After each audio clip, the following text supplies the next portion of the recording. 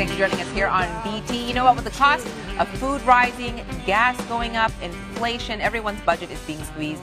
And that's why I have my guest here with me, Dan Chomina from Consolidated Credit. Thank you for coming back. Thanks for having me on. Now we're talking, today we're going to talk about food budgeting and how much money people spend on food. And also, I do know that a lot of food goes to waste. So couponing is something that's been around for a long time. It's made a bit of a resurgence, I think. What about the do's and don'ts? Well, I mean, you said that it's made a bit of a resurgence. I think it's become a new national sport. It's the stigma's kind of gone around that kind of thing.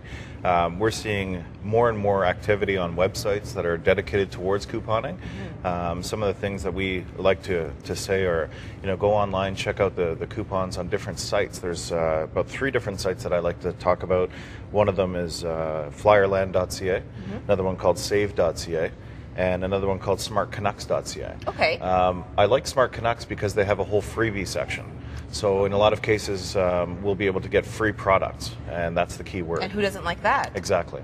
All right, so there's a couple of great websites, and I'll write those down and get them to Megan so that we can put them up on the website. Now, a couple of do's and don'ts. I think some of it's very basic, but a lot of it involves being organized as well, like reading the coupon thoroughly so that you're not at the cash register realizing you have the wrong product or that it's expired. And also the size of the product is important, right? When we're comparatively shopping, to make sure that we're getting the best bang for our buck.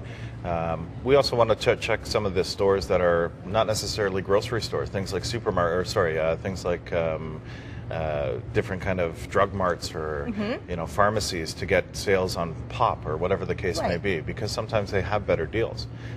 With these websites, you'll be able to comparatively shop before you even leave the comfort of your home, which is going to save you some money on fuel as well. And as we know, at $1.29, it's costly to go around bargain hunting. And driving to one grocery store just to save 50 cents might not make sense. Depending on what kind of vehicle you're driving. So let's talk about quickly some don'ts with couponing, because I think in general people think coupons are a great idea. Yeah, and it really comes down to marketing, right? How they market product for you.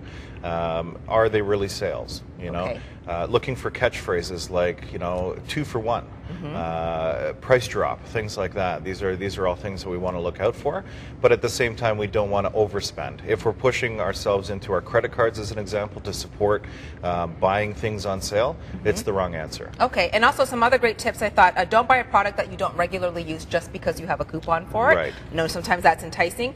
Don't buy more than you need just because you have a coupon, because you're still perhaps and also wasting money. Take stock of what you have already. There's nothing worse than coming home from the grocery store, putting something back on the shelf and finding out that we already have it. Right. So we've gone and wasted money that we didn't necessarily have to. And of course, shop when it's in season. And right now we're getting up to the farmers market season, so it's great for people to buy locally, support local farmers, and also sometimes save a little bit of money. Thank you, Dan, so much. Great tips. Always great to have you here. We're going to take a break here on Breakfast Television. Back with more after this.